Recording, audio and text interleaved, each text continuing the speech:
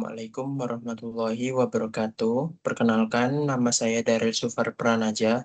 Saya dari Prodi Teknik Telekomunikasi Angkatan 2025 dengan NIM 1080125000022. Pada kesempatan kali ini, saya akan menjelaskan materi hukum Biot-Savart. Materi ini sangat penting karena menjadi dasar untuk memahami bagaimana arus listrik menghasilkan medan magnet, dan nantinya akan terhubung dengan teknologi dengan hubungan gaya Lorentz, terus ada juga motor listrik, generator, hingga teknologi elektromagnetik modern. Jadi,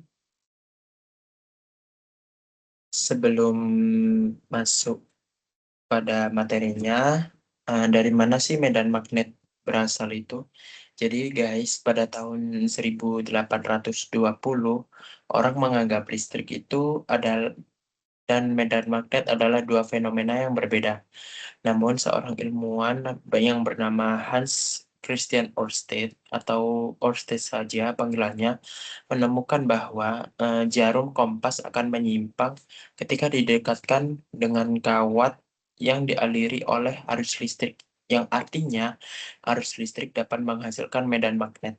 Temuan inilah yang kemudian dikembangkan oleh Jean-Baptiste Biot dan Felix Savart menjadi hukum matematis yang sekarang kita kenal dengan hukum Biot-Savart. Jadi untuk inti konsepnya sendiri itu arus listrik itu dapat menciptakan medan magnet. Jadi semakin besar medan magnet, jadi semakin besar arus, semakin kuat medan magnet yang akan dihasilkan. Jadi semakin jauh titik pengamatan dari kawat medan magnet semakin lemah. Jadi seperti digambar seperti ini.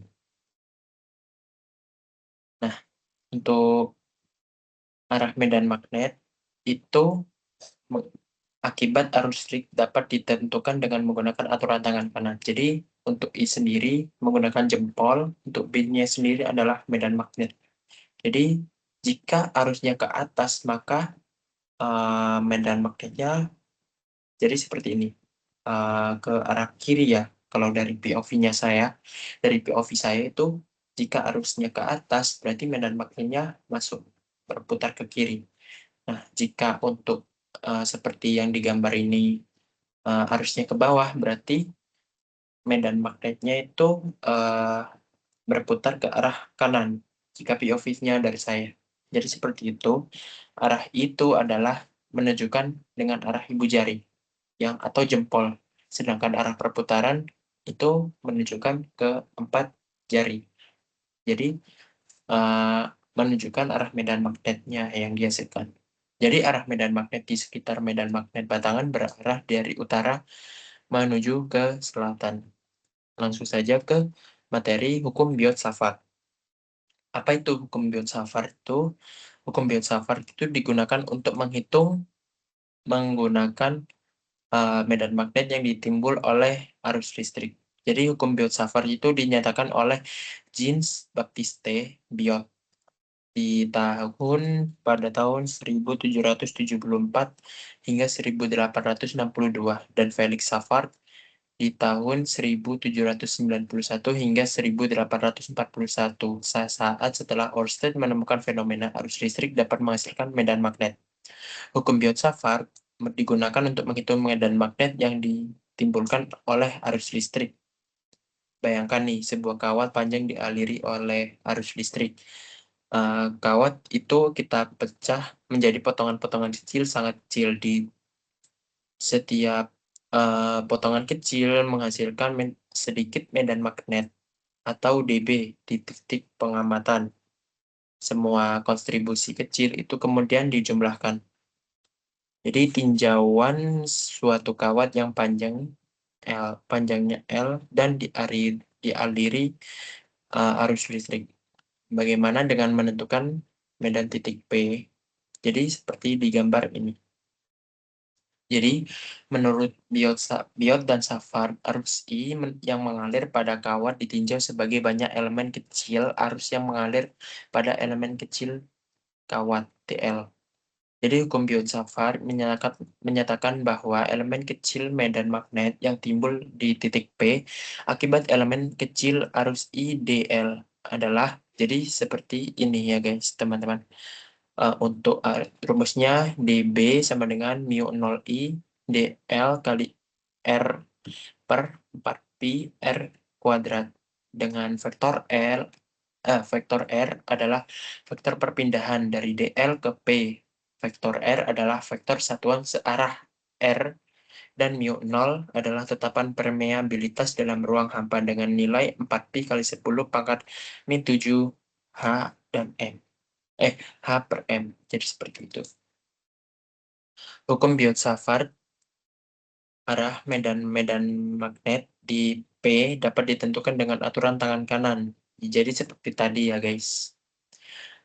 Sedangkan besar elemen kecil medan magnet di dB di titik P tersebut adalah, jadi untuk rumusnya sendiri itu dB sama dengan mu 0 dL sin theta atau mu 0 per 4pi dL sin theta per R kuadrat. Dengan theta adalah sudut antara dL dan vektor R.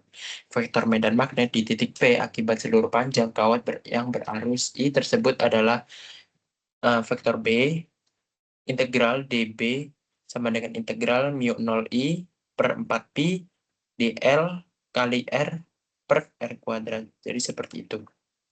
Nah, untuk rumus yang ini itu memiliki simbol guys. Jadi dB itu adalah elemen kecil medan magnet dan mu 0 adalah permeabilitas ruang hampa yang sebesar nilainya adalah 4pi kali 10 pangkat min 7 H per M.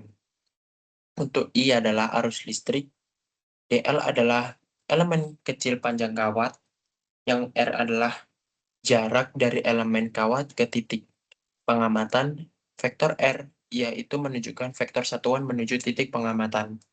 Jadi seperti itu. Langsung ke kawat lurus berarus. Jadi ini adalah paling sering dipakai dalam soal ya guys.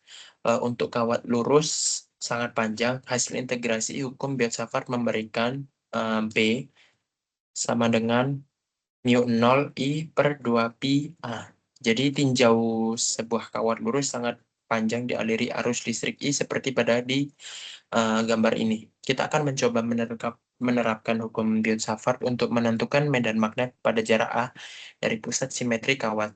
Anggap saja jarak A ini jauh lebih kecil dari panjang kawat atau kita pandang kawat panjangnya tak terhingga. Jadi seperti itu. Lalu dilanjutnya buat sumbu koordinat untuk membantu dalam perhitungan, yaitu sumbu X ke kanan dan sumbu Y ke atas dengan pusat koordinat O tepat di bawah titik P. Jadi pada sumbu koordinat X, kawat terbentang dari min tak hingga sampai plus tak hingga. Jadi kawat berarus dianggap tersusun atas elemen kecil DL dengan arah ke kanan, searah I. Jadi karena DL searah sumbu X, maka DL sama dengan DX. Jadi itu sama ya teman-teman. Arah medan magnet adalah keluar bidang gambar. Jadi medannya itu kan arusnya berarti ke atas ya. Berarti medannya keluar. Jadi seperti itu. Besar elemen kecil medan magnet dB akibat elemen kecil kawat di DL berarus I adalah sama dengan dB sama dengan mu 0 per 4pi dL sin theta per R kuadrat. Jadi sama dengan mu 0 I per 4pi dx sin theta per x kuadrat plus a kuadrat dengan variabel theta dan variabel x tidak saling bebas. Besar medan magnet total di titik P adalah B integral min tak hingga mu 0 I per 4pi dx sin theta per x kuadrat plus a kuadrat. Integral di atas dapat dipermudah dengan mengganti variabel theta dengan alfa, di mana sin theta sama dengan cos alfa. Lalu, ada kawat lurus berarus, hubungan X dengan alfa. Jadi X A tan alfa sama dengan DX. DX sama dengan A sekan kuadrat alfa D alfa. Jadi untuk rumusnya bisa dijadiin satu seperti ini. Karena ini juga terlalu panjang. Jadi B sama dengan mu 0 per 4 pi A sin A sin alfa kuadrat min sin alfa B sama dengan mu 0 I per 4A, jadi dikali sin alfa alfa 2 min sin alfa 1. Jadi seperti itu. Jika X plus minus tidak tak hingga, maka alfa sama dengan plus minus pi per 2. Sehingga besar medan magnet di titik P adalah B mu 0 per B mu 0 I per 2 pi A Tesla. Jadi seperti itu. Untuk untuk soalnya itu langsung ke sini. Jika bila garis A memotong persis di tengah kawat, berapakah medan magnetnya? Jadi sebuah kawat dialiri arus 2 ampere di titik P berada di 3 meter. Dari kawat berapa medan magnetnya? Jadi kita menggunakan rumus ini. B sama dengan mu 0 I per 4 pi A sin alfa kuadrat sin alfa 2 min sin alfa 1. Jadi kita langsung masukkan mu 0 sendiri itu adalah permeabilitas ruang hampa. Untuk I-nya sendiri adalah sudah diketahui 2 per 4 pi. Untuk A-nya sendiri adalah titik P. Titik P-nya ya tadi itu 3. Berarti langsung disubstitusikan. Untuk sin alfa 2-nya itu 4 per 5. Sin alfa 2 itu di bagian sini ya teman-teman. Lalu dikurangi min 4 per 5 sin A1. Jadi kita langsung hitung 2 kali 10 pangkat min 7 per 3 dikali 8 per 5. Hasilnya 1,07 kali 10 pangkat min 7 Tesla. Jadi seperti itu. Kawat lingkaran berarus. Jadi untuk kawat berbentuk lingkaran berjari-jari R, medan magnet pada sumbu lingkaran sejauh A dari pusat adalah rumusnya itu B sama dengan mu 0 I per 2 kali R kuadrat per R kuadrat plus A kuadrat pangkat 3 per 2. Jadi seperti itu. Khusus jika titik pengamatan berada tepat di pusat lingkaran. Jadi A-nya sama dengan 0. Rumusnya menjadi jauh lebih sederhana. Jadi seperti itu. Untuk tinjau sebuah kawat lingkaran dengan jari-jari dialiri arus listrik I seperti pada gambar di bawah ini. Jadi kita akan mencoba menerapkan hukum Biot-Savart untuk menentukan medan magnet pada jarak A dari pusat kawat lingkaran. Langkah-langkahnya itu membuat elemen kecil panjang keliling lingkaran DL dengan DI maksudnya DL, oh ya DL, dengan arah sama seperti arah arus L. Jadi uraikan atau gambarkan arah-arah medan magnet DB di titik P akibat elemen kecil LDIDL. Jadi seperti ini ya gambarnya teman-teman. Jadi komponen medan magnet dalam arah sumbu Z akan saling meniadakan. BZ sama dengan 0. Jika komponen medan magnet dalam arah sumbu X juga saling meniadakan. Jadi BY sama dengan 0. Jadi hanya ada komponen medan magnet dalam arah sumbu Y. Untuk besar elemen kecil medan magnet dB adalah, untuk rumusnya ini sudah saya sebut tadi. Jadi ingat ya guys, theta adalah sudut antara LDL dengan R. Dalam kasus ini theta itu berarti tegak lurus guys. Jadi itu data itu sama dengan 90 derajat. Jadi arah LDR tegak lurus dengan arah R. Besar elemen kecil medan magnet dB dalam arah SB, Y, sumbu Y maksudnya.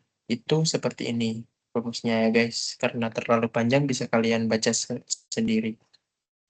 Untuk besar elemen kecil medan magnet dalam arah sumbu Y adalah rumusnya seperti ini. Jadi guys, batas atas integral diambil sama dengan satu keliling lingkaran karena panjang total kawat adalah satu keliling lingkaran dan jari-jari lingkaran R serta jarak A adalah konstan sehingga dapat dikeluarkan dari integral. Jadi medan magnet di titik P akibat kawat lingkaran tersebut adalah B sama dengan mu 0 I per 2 kali R kuadrat per R kuadrat plus A kuadrat pangkat 3 per 2 Tesla. Jadi seperti itu. Nah, untuk kawat lingkaran yang selanjutnya, bagaimana jika titik P dalam kasus kawat lingkaran berarus L di atas terletak di pusat lingkaran. Jadi seperti ini. Arah medan magnetnya itu jadi masuk guys, karena tandanya di sini adalah cross. Lalu kawat lingkaran dianggap tersusun atas elemen panjang DL. Besar medan magnet akibat elemen kecil LDL adalah dP sama dengan mu 0 I per 4 pi dl sin theta per R kuadrat. Jadi sama dengan mu 0 I per 4 pi dl per R kuadrat. Jadi seperti itu. Nah, elemen kecil panjang dl berjalan dari 0 sampai 1 keliling lingkaran sehingga batas integral dalam menghitung medan magnet total adalah dari 0 sampai 2 pi R. Jadi besar medan magnet total dari di P adalah B sama dengan mu 0 I per 4 pi integral S 0 dl per R2. Jadi sama dengan mu 0 I per 4 pi R kuadrat integral 2 pi R 0 dl. Jadi sama dengan bisa dijadikan rumus seperti ini. B mu 0 I per 2R. Jadi seperti itu. Langsung ke contoh soalnya. Sebuah kawat dialiri 3/4 lingkaran memiliki jari-jari 2 meter dan dialiri arus sebesar 4 ampere. Berapakah medan magnet di pusat kawat tersebut? Jadi eh, langsung ke penyelesaiannya. Arah medan magnet adalah masuk berarti karena ini POV-nya saja. Jika untuk medan magnetnya itu berarti masuk. Untuk penyelesaiannya B sama dengan mu 0 I per 4 pi integral S 0 dl per R kuadrat. Langsung masuk ke disubstitusikan saja. 4 pi kali 10 pangkat min 7 kali 4 per 4 pi integral 3 per 4 0 X 2 pi R dl per 2 kuadrat. Lalu sama dengan 10 pangkat min 7 sama dengan kali integral 1,5 pi kali 2 0 dl sama dengan 10 pangkat min 7 L 3 0 3 pi sama 0. Jadi sama dengan 3 pi kali 10 pangkat min 7. Jadi nah, sekarang hubungan dengan gaya Lorentz dari hukum Biot-Savart. Jadi hukum Biot-Savart itu memberitahu kita medan magnet yang dihasilkan arus. Setelah medan magnet diketahui, gaya pada kawat lain dapat dihitung dengan gaya Lorentz. Jadi untuk rumusnya sendiri itu menggunakan rantai konsep B dari kawat 1 mu 0 B dari kawat 1 itu mu 0 I1 per 2 pi D. Jadi seperti itu. Langsung saja ke contoh soalnya. Oh ini. Jadi kawat 1 itu memiliki arusnya sebesar 2 ampere. Kawat 2 itu memiliki arus sebesar 3 ampere. Jarak keduanya itu 20 cm. Langsung saja medan magnet dari kawat 1 di posisi kawat 2. Jadi B sama dengan sebentar ya. Oh ini. Jadi F sama dengan IL X B. Jadi F ini untuk L-nya itu pindah ruas. Jadi F per L sama dengan I 2 dikali B 2 1 sama dengan I 2 mu 0 I 1 per 2 pi A. Langsung 3 kali 2 dikali 4 pi kali 10 pangkat min 7 per 2 pi dikali 0,2 hasilnya 6 kali 10 pangkat min 6. Jadi gaya Lorentz-nya per meter pada kawat kedua adalah 6 kali 10 pangkat min 6 Newton per meter. Jadi seperti itu.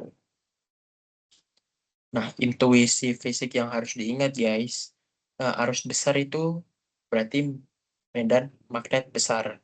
Jika arus dilipat gandakan 2 kali, medan magnet juga menjadi 2 kali lebih besar. Jarak jauh itu besar medan magnetnya semakin kecil. Pada kawat pada kawat lurus, medan magnet berkurang sebanding dengan 1/R. Lalu arah ditentukan dengan kaidah tangan kanan, seperti yang aku sebutkan tadi. Jangan hanya menghitung besar medan magnet, arah medan magnet juga itu penting untuk menentukan gaya Lorentz-nya. Jadi seperti itu. Biot Savart itu sama dengan sumber. Untuk Lorentz itu sama dengan akibat. Biot Savart itu menghitung medan magnet yang dihasilkan arus, sedangkan Lorentz menghitung gaya akibat medan magnet tersebut. Jadi seperti itu. Oke, sebagai penutup ya guys. Sebagai kesimpulannya itu, hukum Biot-Savart adalah alat utama untuk menghitung medan magnet yang ditimbulkan oleh arus listrik. Konsep dasarnya adalah memecah kawat menjadi elemen-elemen kecil arus, menghitung kontribusi medan magnet dari tiap elemen, lalu menjumlahkannya melalui integral. Dari hukum ini kita memperoleh rumus penting untuk kawat lurus, kawat lingkaran, dan akhirnya dapat menghitung gaya Lorentz antar kawat berarus. Kalau kalian memahami 3 hal, besar medan magnet, arah medan magnet, dan hubungannya dengan gaya Lorentz, maka sebagian besar soal elektromagnetisme dasar sudah bisa dapat diselesaikan. Jadi seperti itu. Terima kasih. Akhir kata, bila ada salah kata maupun salah ucapan, saya mohon maaf yang sebesar-besarnya. Dan jika ada kekurangan juga saya mohon maaf sebesar-besarnya. Kayak saya juga masih dalam tahap belajar. Jadi seperti itu. Sekian, terima kasih. Wassalamualaikum warahmatullahi wabarakatuh.